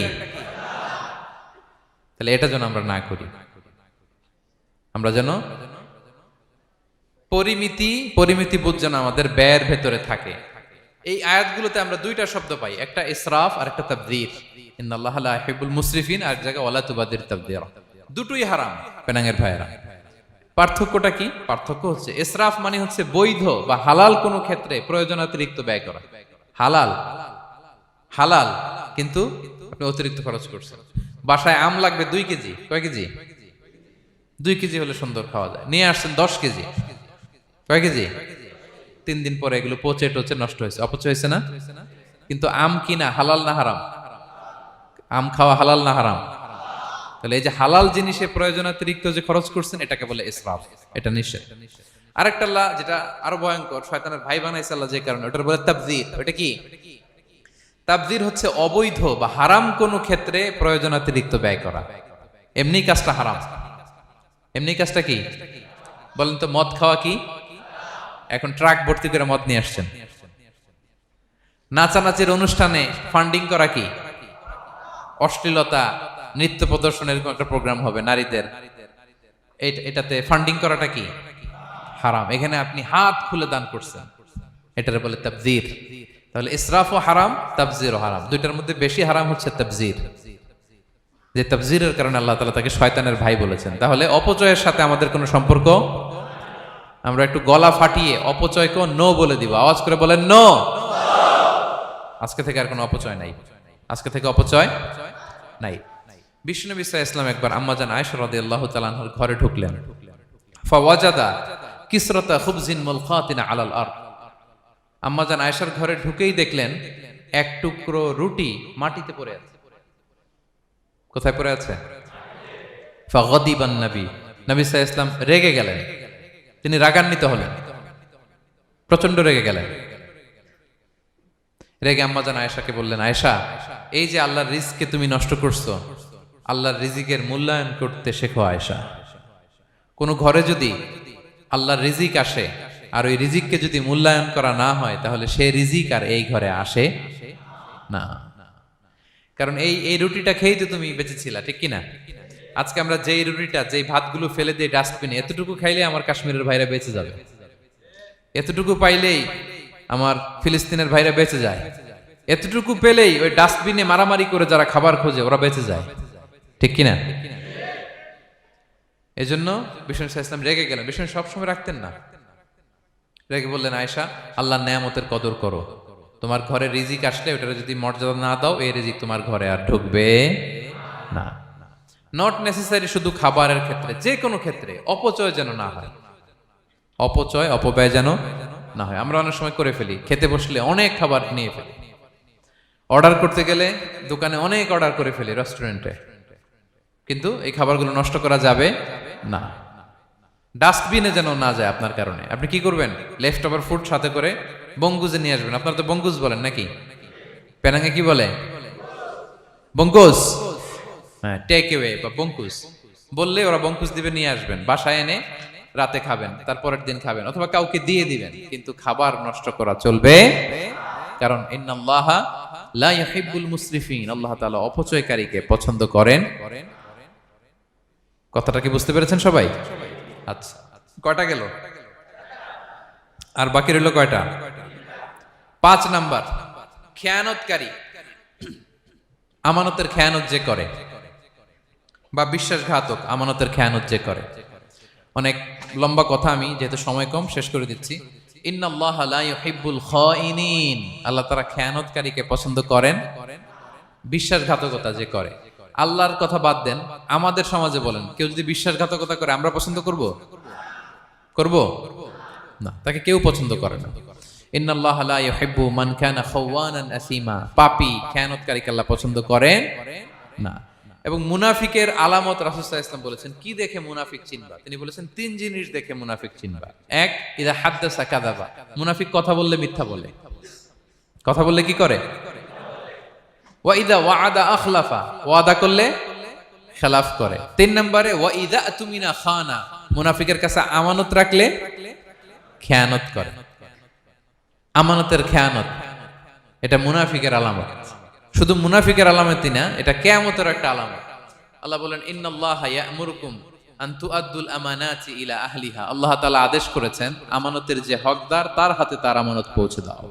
আদেশটা কার? সবাই বলুন, আদেশ কার? আল্লাহর। আমানতের খেয়ানত এটা মুনাফিকের আলামত এবং কিয়ামতের আলামত। এক বেদুইন এসে রাসূল সাল্লাল্লাহু আলাইহি ওয়াসাল্লামকে বলল, ইয়া রাসূলুল্লাহ, মাতা সাআ, কিয়ামত কবে হবে? কি কবে হবে? কিয়ামত কবে হবে? রাসূল সাল্লাল্লাহু আলাইহি ওয়াসাল্লাম বললেন, ইযা দুইয়াতিল আমানাতু ফান্তাযিরিস সাআ, যখন আমানতের খেয়ানত শুরু হবে সমাজে, তখনই কিয়ামত হবে। সে বলল, ইয়া রাসূলুল্লাহ, কাইফা ইদাআতুহা, আমানতের খেয়ানত আবার কেমনে হয়? সহজ সরল মানুষ, আমানতের খেয়ানত হয় কেমনে? বিষ্ণু বললেন, ইদা উসিদাল আমরু ইলা গায়রি আহলিহি ফান্তাযিরিস সাআ, যে লোক যেই কাজের যোগ্য নয় তাকে যখন সেই কাজে বসিয়ে দেয়া হবে, তখনই কিয়ামত হয়ে যাবে। এখন এটা আছে না নাই সমাজে? বলেন। হ্যাঁ, যে যেই কাজের যোগ্য না সেই কাজ সে পায় না। সবাই বলেন তো, যে যেই চেয়ারে বসার যোগ্যতা রাখে না, ওই চেয়ারে সে বসে কি বসে না? নেতা হওয়ার যোগ্যতা নাই, নেতা হয়ে গেছে। পদের যোগ্যতা নাই, পদ পেয়ে গেছে। চাকরির যোগ্যতা নাই, ওই যে উপর থেকে ফোন আসছে, ফোনের ঠেলায় চাকরি হয়ে গেছে। দেশেরও 12টা বেজে গেছে।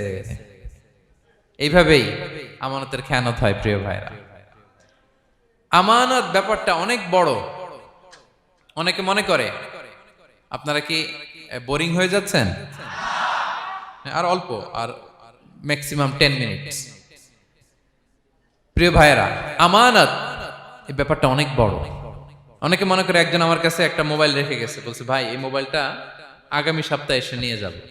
তো অনেকে মনে এইটাই শুধু আমানত, অনেকে ভাবে। বা 10,000 রিঙ্গিট রেখে বলল, 3 দিন পরে এসে আমি টাকাটা তোমার কাছ থেকে নিব। তো আপনি দিয়ে দিলেন, এটা তো আমানতদার হলেনি। কিন্তু শুধু এতটুকু আমানত নয় প্রিয় ভাইয়েরা আমার। আল্লাহ তাআলা আমাদেরকে যা দান করেছেন তার সবই আমানত, সবকিছুই আমানত। এই যে আমাকে আল্লাহ জ্ঞান দিয়েছেন, এই জ্ঞানটা আমানত। যাদেরকে আল্লাহ পরিচিতি দিয়েছেন, পরিচিতি এটা আমানত। আমার অর্থ, আমার সন্তান, আমার ক্ষমতা, আল্লাহর দেয়া প্রতিটি নিয়ামতি আমানত। এবং এই আমানতের ব্যাপারে আল্লাহ তাআলা জিজ্ঞেস করবেন। আপনি একটা প্রতিষ্ঠানের প্রধান, এই প্রতিষ্ঠান আপনার কাছে আমানত। আপনি মসজিদের সভাপতি, এই মসজিদ আপনার কাছে আমানত। আপনি চেয়ারম্যান, এই ইউনিয়ন পরিষদটা আপনার কাছে আমানত। কি বলেন? আপনি MP, member of the parliament, এই নির্বাচনী এলাকাটা আপনার কাছে আমানত। আপনি রাষ্ট্রপ্রধান, পুরো রাষ্ট্রের প্রতিটি ইঞ্চি আপনার কাছে কি? এই আমানতের খেয়ানত যখন হবে, বিষ্ণু বললেন তখনই কিয়ামতের অপেক্ষা করো, ফান্তাযির সাআহ, কিয়ামত হয়ে যাবে। তাহলে খেয়ানতকারীকে আল্লাহ তাআলা পছন্দ করেন না, আমানতের খেয়ানতকে পছন্দ করেন। আর আমানত এটা ব্যাপক বিষয়। আমার জ্ঞান, আমার ক্ষমতা, আমার পরিচিতি, আমার সন্তান, আমার স্ত্রী, সবকিছু আমানত। এবং এগুলোর ব্যাপারে আল্লাহ তাআলা আমাদেরকে জিজ্ঞেস করবেন। কয়টা গেল? তাহলে খেয়ানতকে আমরা নো বলে দিব। আওয়াজ করে বলেন নো। একটার সাথে আমাদের সম্পর্ক নেই। 6 নম্বরে হচ্ছে ফাসাদ সৃষ্টিকারী, বিশৃঙ্খলা সৃষ্টিকারী। সমাজে যারা বিশৃঙ্খলা সৃষ্টি করে তাদেরকে আল্লাহ পছন্দ করেন না। আল্লাহ বলেন ইন্নাল্লাহা লা ইউহিব্বুল মুফসিদিন। আল্লাহ তাআলা ফাসাদ সৃষ্টিকারীদেরকে কখনো পছন্দ করেন না। সমাজে নানাভাবে, সামাজিকভাবে ফাসাদ, রাজনৈতিকভাবে ফাসাদ, অর্থনৈতিকভাবে ফাসাদ, এই যত ফাসাদ বিশৃঙ্খলা আছে এগুলোর হোতা যারা, তাদেরকে আল্লাহ পছন্দ করে না। নানাভাবে দেখবেন যে সমাজে অনেকে ফাসাদ সৃষ্টি করে। আমাদের বাংলাদেশে কিছুদিন আগে কাঁচামরিচের দাম বেড়ে গেছে না? কেমনে বাড়লো? নিশ্চয়ই কেউ সিন্ডিকেট করছে, নিশ্চয়ই কেউ মজুদদারি করছে, নিশ্চয়ই এখানে কেউ ফাসাদ তৈরি করছে, ঠিক কিনা? প্রতিটি সেক্টরে আপনি খুঁজে দেখবেন ফাসাদ, হ্যাঁ, মারামারি, বিশৃঙ্খলা, ফাসাদ। এই কিছুদিন আগে এক নির্বাচনের প্রার্থীকে ধরে পিটাইছে, সবাই দেখলাম আমরা, তাই না? এটা ফাসাদ হয়েছে না? বিশৃঙ্খলা হয়েছে না? এই আপনি যদি ধরে ধরে বলেন, পরিবারে, সমাজে, রাষ্ট্রে, অর্থনীতিতে, বাজারে, প্রতিটি জায়গায় ফাসাদ আছে না নাই? আল্লাহ তাআলা বলেন ইন্নাল্লাহা লা ইউহিব্বুল মুফসিদিন। এই ফাসাদ সৃষ্টিকারীকে আল্লাহ তাআলা পছন্দ করে না। মদিনাতে এই যে টিকিটের দাম, সুন্দর কথা বলছেন, টিকিটের দাম বাড়ায় যারা দেয়, সেম গোস টু দেম, তাদেরও একই কথা, ফাসাদ সৃষ্টিকারী আর মুফসিদুন। এই যে আমাদের হাজিদের এত টাকা লাগে কেন? 50,000 টাকার টিকিট হয়ে গেছে কয় লাখ? 2 লাখ, কয় 1 লাখ। হজে যারা গেছে 1,95,000 টাকা করে পড়ছে একজনের টিকিট। কিয়ামতের দিন আল্লাহর সুপ্রিম কোর্টের কাঠগড়ায় তোমাকে দাঁড়াতে হবে, পাই টু পাই সেদিন হিসেব নিয়ে আল্লাহ তাআলা ছাড়বেন, ঠিক কিনা? সেদিন হবে আসল খেলা। এখন তো আমরা মাইক পেলেই বলি খেলা হবে, কিন্তু আসল খেলা কবে? লক্ষ লক্ষ কোটি মানুষের সামনে আল্লাহ তাআলা আপনার এই গোমর ফাঁস করে দিবেন। আল্লাহ তাআলা আপনাকে অপমানিত করে ছাড়বেন। তাই কোনো ফাসাদের সাথে, বিশৃঙ্খলার সাথে মুমিনের কোনো সম্পর্ক থাকতে পারে না। মদিনায় মুনাফিকেরা এই ফাসাদ তৈরি করত। যখন তাদেরকে বলা হতো তোমরা ফাসাদ করো কেন, ওয়া ইযা কিলা লাহুম লা তুফসিদু ফিল আরদ ক্বালু ইন্নামা নাহনু মুসলিহুন। তারা বলতো আরে ফাসাদ কে, আমরাই তো ভালো মানুষ, আমরাই তো ভালো মানুষ, আমরাই তো ভালো কাজ করি। আল্লাহ বলে না, আলা ইন্নাহুম হুমুল মুফসিদুনা ওয়ালাকিন লা ইয়াশউরুন। ওরাই ফাসাদ সৃষ্টিকারী, ওরাই ফাসাদ সৃষ্টিকারী, ওরাই সমাজে বিশৃঙ্খলা সৃষ্টিকারী। ওদের ভেতরে এক, বাইরে আরেক, তার নাম মুনাফিক, ঠিক কিনা? মুনাফিকের সহজ সংজ্ঞা কি জানেন? ভিতরে লালন করে একটা, অনুভূতি বা ভাবে একটা, কিন্তু মুখ দিয়ে বলে, তার মানে ভেতরে এক, বাইরে আরেক, তার নাম দুই মুখ সাপেরা।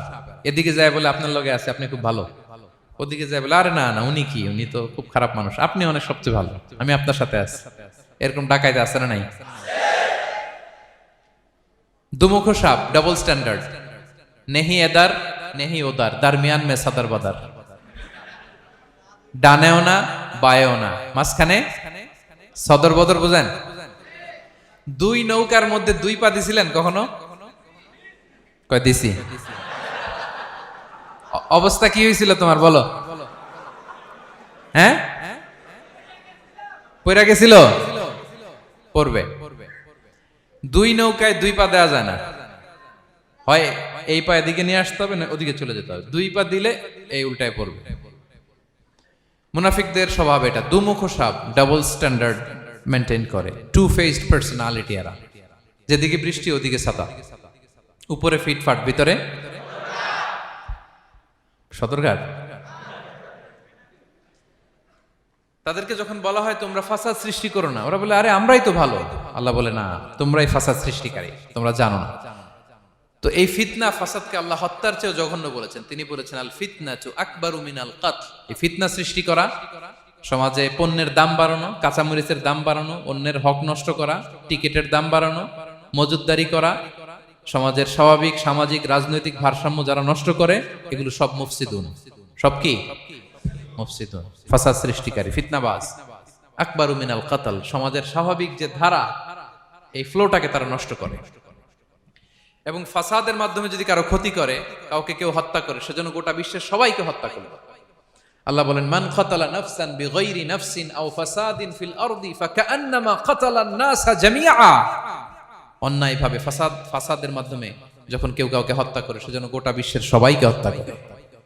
আকবারু মিনাল কতল, ফিতনা এত বড় ভয়ঙ্কর পাপ। তো এই ফিতনার সাথে, ফাসাদের সাথে, ফাসাদ সৃষ্টি করা, বিশৃঙ্খলার সাথে আমাদের কোনো সম্পর্ক, কারণ ইসলাম শান্তির ধর্ম। কিসের ধর্ম? শান্তির ধর্ম। কোনো অন্যায়, বিশৃঙ্খলা, বোমাবাজি, সন্ত্রাসবাদ, টেরোরিজম, এগুলোর সাথে ইসলামের কোনো সম্পর্ক, শান্তির ধর্ম। এজন্য আল্লাহ তাআলা ফাসাদ সৃষ্টিকারীদেরকে পছন্দ করেন। কয়টা গেল? সব শেষ হচ্ছে মন্দ কথার প্রচারক। আমার ভাইয়েরা, কি কথা? কোন ধরনের বাজে কথা, মন্দ কথা, অশালীন কথা, অশ্লীল কথা আমরা মুখ দিয়ে উচ্চারণ করব। কোন ধরনের বাজে স্ট্যাটাস, মন্দ স্ট্যাটাস, অশালীন স্ট্যাটাস আমরা ফেসবুকে দিব? কারো এরকম অশালীন স্ট্যাটাস শেয়ার দিব? নেভার, কখনো দিব না। আল্লাহ পছন্দ করেন। আল্লাহ বলেন লা ইউহিব্বুল্লাহুল জাহরা বিসসুই মিনাল কওলি ইল্লা মান যুলিম ওয়া কানা আল্লাহু সামিআন আলিমা। কোন খারাপ কথা কেউ প্রকাশ করবে, পাবলিক করবে, ওপেনলি বলে বেড়াবে, এটা আল্লাহ পছন্দ করে না। কিন্তু সে যদি মাজলুম হয় সেটা ভিন্ন কথা। কোন ধরনের অশ্লীল কথা, অশালীন কথা মুমিনের মুখ দিয়ে বেরোতে পারে।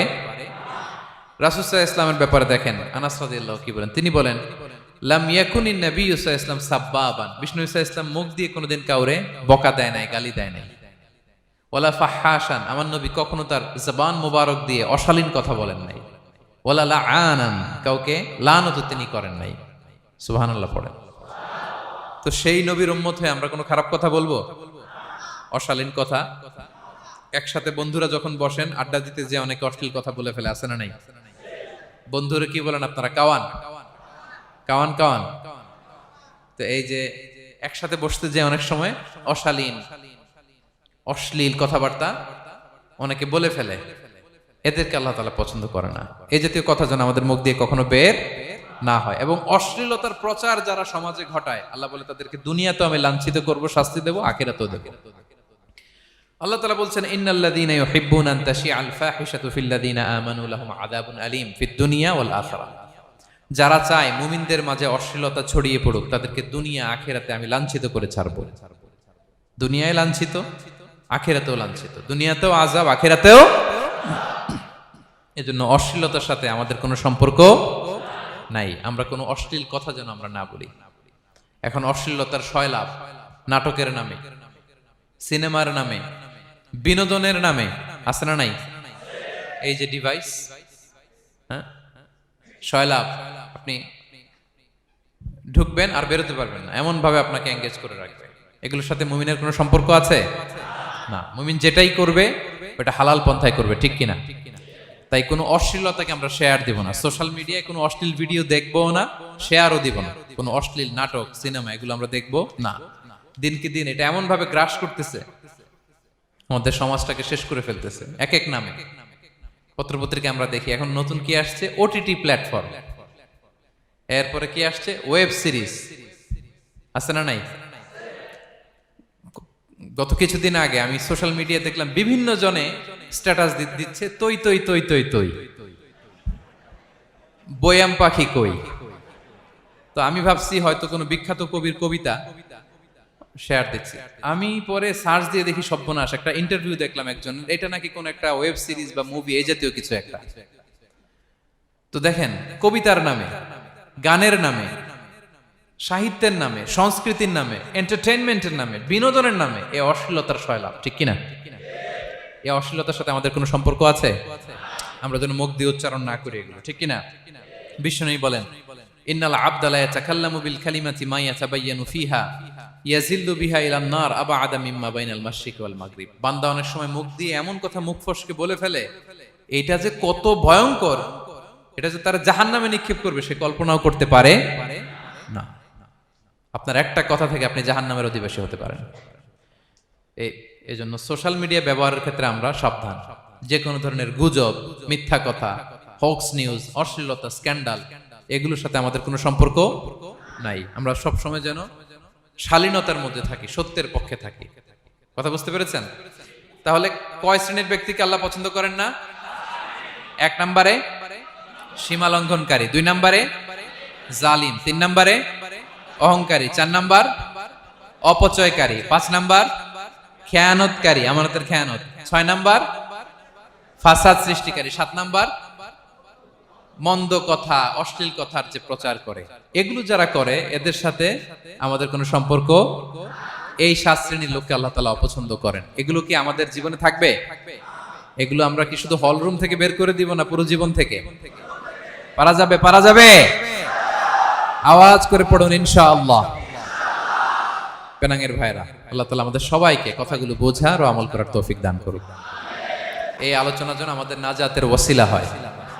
আমরা এখানে যেমনি বসলাম, আবারও যেন কোনো তাফসিরুল কোরআনের ময়দানে বসতে পারে, আল্লাহ তৌফিক দান করুন। হাযা মা ইনদি ওয়াল ইলমু ইনদাল্লাহ আলাইহি তাওয়াক্কালতু ওয়া ইলাইহি উনীব। ওয়াসসালামু আলাইকুম ওয়া রাহমাতুল্লাহি তাআলা ওয়া বারাকাতুহু।